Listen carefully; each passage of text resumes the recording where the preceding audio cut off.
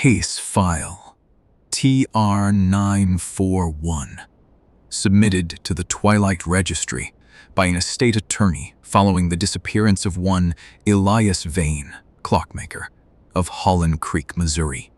File authenticated and sealed. What follows is a reconstruction from his repair logs, a neighbor's statement, and 17 handwritten index cards found in his shop coat pocket. Elias Vane repaired clocks for 41 years. He had a gift for it. The patience required to hold a movement steady between two fingers, to listen for the catch in a mainspring, the way a doctor listens for an irregular beat. Customers drove from 3 counties to leave their heirlooms with him. He was known for the sign above his door, which read, "Every clock deserves to die at the right time." No one thought much about the sign until afterward. On the morning of March 14th, Elias arrived at his shop at 6 in the morning, as was his custom. He unlocked the door, hung up his coat, put water on for coffee. He had 17 clocks in for service. Long case clocks, mantel clocks, a French carriage clock from the 1890s, 2 anniversary clocks still rotating under glass domes. 17 clocks, ranging from the merely antique to the genuinely irreplaceable. He did not immediately notice anything wrong. He prepared his coffee. He opened his ledger. He adjusted his loop and selected the day's first job, a Viennese regulator in for a cracked suspension spring. He reached for the regulator, and his hand stopped. All 17 clocks read 447. This was, by itself, anomalous, but not impossible. Clocks stop. Springs wear out. Weights descend. Batteries die.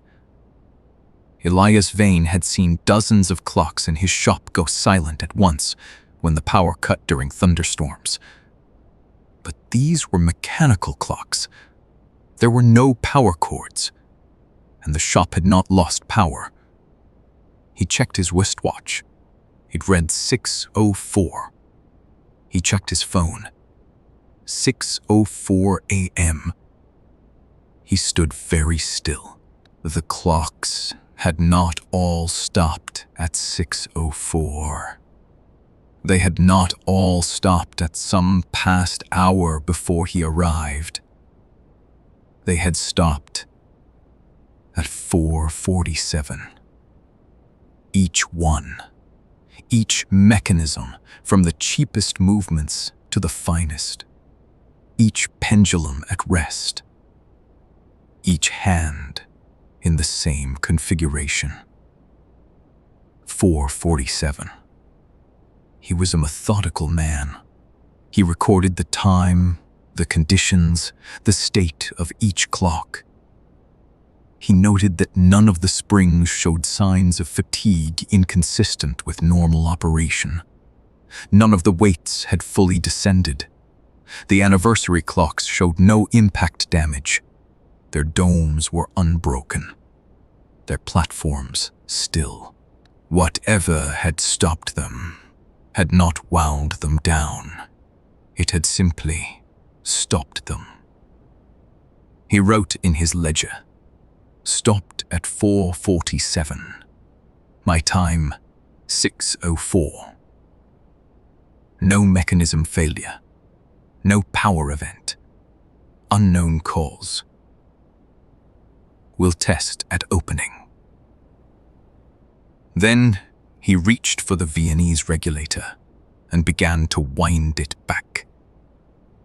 He could not. The crown would not turn. He tried the French carriage clock. The crown was fused. He tried the simplest clock in the shop, a schoolhouse regulator with a worn-out movement he'd been intending to replace. The hands would not move. pushed gently, then firmly. He applied the proper key to the proper arbor and felt no resistance at all, as if the internal mechanism had simply ceased to exist, as if he were inserting a key into a painted lock on a painted door. He called his neighbor, Doreen Castleberry, who owned the quilt shop next door and who had known Elias for 20 years. She arrived within 10 minutes. She confirmed what he'd found. She handled several of the clocks herself. She later reported that they felt wrong in her hands. Not heavy, not light, but off in some way she could not describe, like holding a wristwatch underwater. The resistance incorrect. Doreen went home. Elias spent the rest of the morning attempting to understand what had happened. At 1:30 in the afternoon, he had his first real thought. He had stopped trying to restart the clocks. He had stopped trying to understand the mechanism. Instead, he began to examine what 447 meant, not as a malfunction, as information. He opened the mortality records he kept in his file drawer. Not morbid vanity, but professional necessity. Clockmakers who specialize in heirlooms often keep records of when clients die, because estates call, and estate calls require discretion, tact, and an understanding of which clocks belonged to whom. Elias had records going back 19 years. He cross-referenced every clock in the shop with its owner. 7 of the 17 clocks belonged to people who were dead. This was not unusual. Heirlooms travel through estates. What was unusual was the following. Of those 7 dead owners, 6 had died at recorded times, and 4 of those 6 recorded times were between 4:30 and 5:15 in the morning. One death certificate listed the exact time as 4:47 a.m.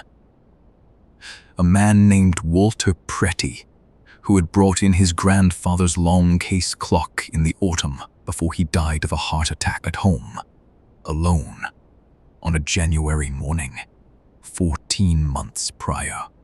Walter Prouty's clock was one of the 17. Elias wrote this down. His handwriting, usually even, grew larger. He tried to find a second explanation. He was a rational man. 41 years of mechanical work had made him deeply skeptical of anything that could not be examined through a loop. He told himself that the connection was a coincidence, that the death time of a previous owner could not affect a clock's mechanism 3 seasons after the fact, that clocks did not mourn. But he kept looking. By 4 in the afternoon, he had found something worse. Among the 17 clocks, 3 had never had a death associated with them. Their owners were alive. He knew this because he knew his clients. He had their numbers. He was the kind of clockmaker who remembered a grandmother's face when he handed back her husband's wristwatch. He called each of the 3 living owners. He told them he was calling as a courtesy, wanted to let them know their clocks were in and doing well. Normal patter, professional warmth. He asked, as he sometimes did, how they were keeping. The first owner, a retired school teacher named Harriet Osgood, told him she was fine, just tired. She'd had a rough night, hadn't slept past 4. Just one of those mornings where the dark felt heavy. The second owner, a middle-aged man who'd brought in his late wife's anniversary clock, said the same, nearly word for word. Rough night. Couldn't place why. Just a feeling. The third didn't answer. Elias called back 3 times. He drove past the house that evening. The lights were on, but no one came to the door. The car was in the drive. He slipped a note through the mail slot. He did not appear to have slept that night. By the following morning, he had formulated the theory that cost him everything. In his index cards, the ones found in his coat pocket, he wrote the following sequence of propositions, numbered in his precise hand. 1. Clocks stop when told to. 2. The instruction does not come from the mechanism. 3. Time of death may not be an arrival. It may be a broadcast. 4. 4:47 is not the time the clocks stopped. It is the time something began. 5. I cannot restart these clocks because 4:47 has not happened yet. The final index card read only this: Do not be in the shop at 4:47. Do not be in the shop at 4:47. Do not be in the shop. He was found gone on the morning of March 15th.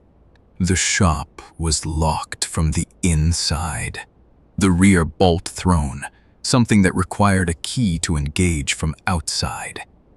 The 17 clocks still read 4:47. Doreen Castleberry, who found the locked shop at noon, reported that the air inside felt like the moment before a thunderclap.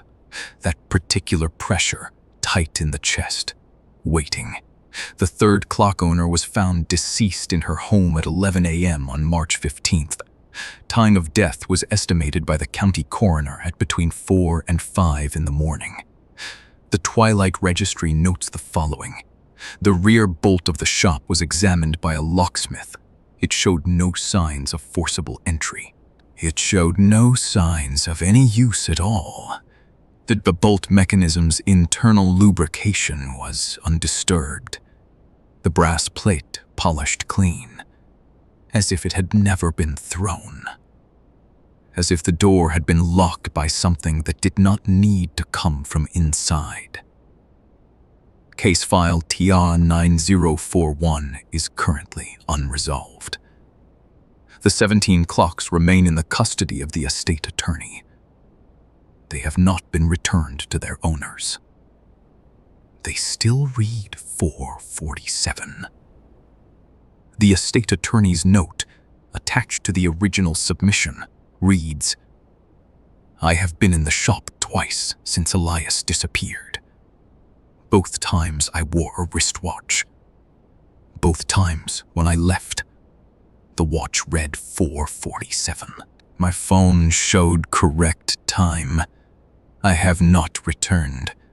I do not intend to. I am submitting this file because someone should know where these clocks are. Someone should know not to wind them. The Twilight Registry acknowledges receipt. We do not recommend attempting to restart any of the 17 clocks. We do not recommend being anywhere near them at 4:47 a.m. We do not know if this applies to all 4:47 a.m.s, or only one. We suspect the clocks know the difference.